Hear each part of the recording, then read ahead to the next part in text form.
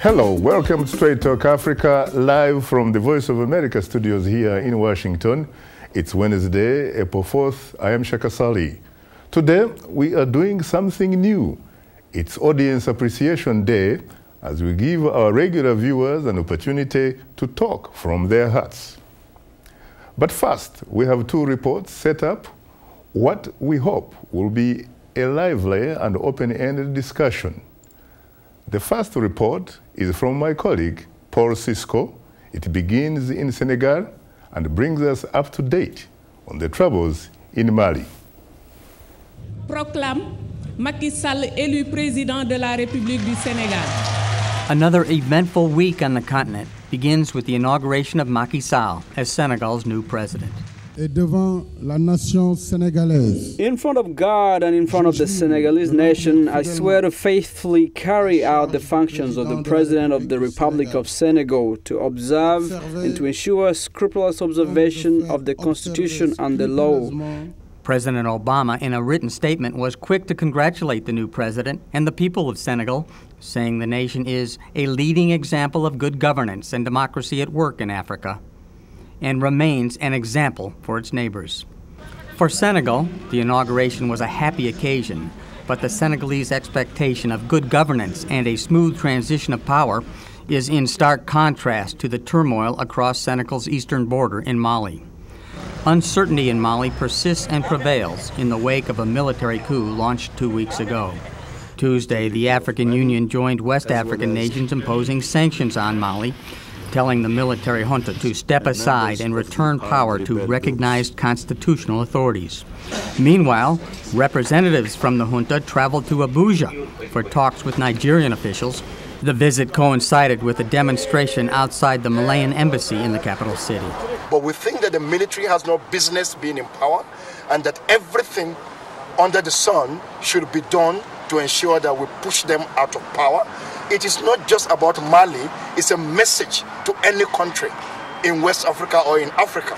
And so what we are doing today is not simply about Mali. It is to send a strong message to any country, anywhere in Africa, that the era of military rule is gone, and is gone forever. Nigeria or Africans anywhere have committed themselves to democratic order, and therefore they will always resist military rule wherever it finds itself. Many on the streets of Bamako and in the north support the coup and the military junta in the battle against the northern separatists.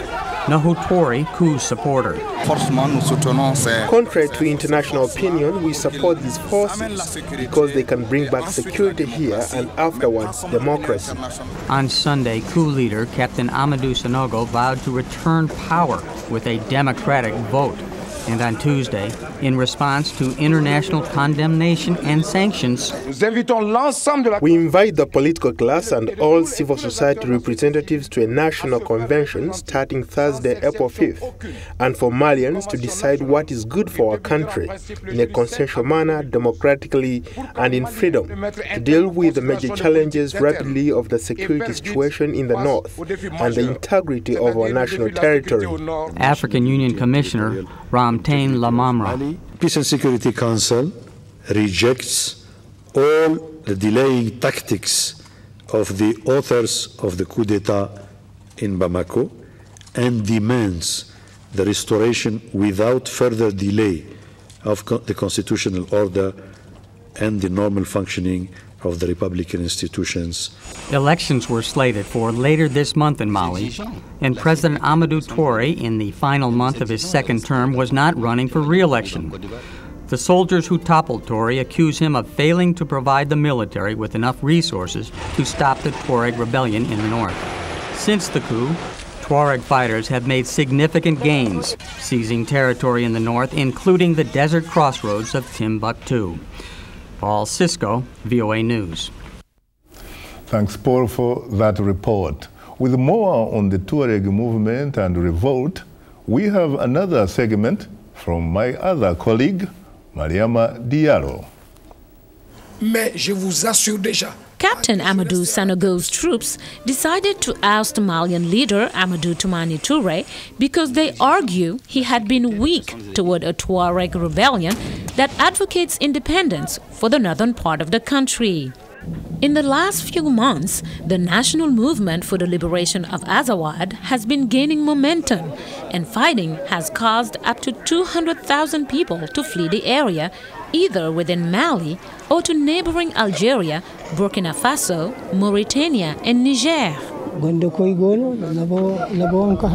Our country is destroyed. I came here with my wife and children because they took everything we had. I took my family, got them in a car, and fled to Mauritania. This is not to criticize my government, but it has become a problem, and we can't allow ourselves to be caught in the middle. Todd Moss is with the Center for Global Development. He's met President Touré a few times. A leader that really had taken what is one of the world's poorest countries, that had been so unstable, and had really started to put that country back on a path toward progress. At the same time, Moss says, when it came to the rebellion, President Touré always walked a fine line. Arguably, he was going too slow on implementing some of the agreements that the government had with the Tuareg, and clearly parts of the army felt that they were not getting the support that they needed in order to defend against what had been an accelerating fight. This is not new for Mali. Many remember when various Tuareg groups in the 1990s rose up against the governments of Mali and Niger and demanded their own independent state. Some say the Tuaregs have the right to fight. Since the creation of Mali, their rights have been overlooked, and they are too sons of this country. I support all people who look for their rights. I am with them. The Tuaregs recently forced the Malian army out of several northern towns. Kenyan Foreign Affairs Minister Moses Wetangula, who happened to be in Mali when the coup took place, says the rebels are well equipped from Libya, where they were helping Muammar Gaddafi before he was ousted. The Tuaregs who are battling the government in Mali are so heavily armed they can overrun any government anywhere. And that is just part of the arsenal from Libya. A representative of the Tuareg insurgents told VOA that before they accept the mutiny leader's proposal to negotiate, Malian troops have to leave the northern Azawad region. Mariama Diallo, VOA News.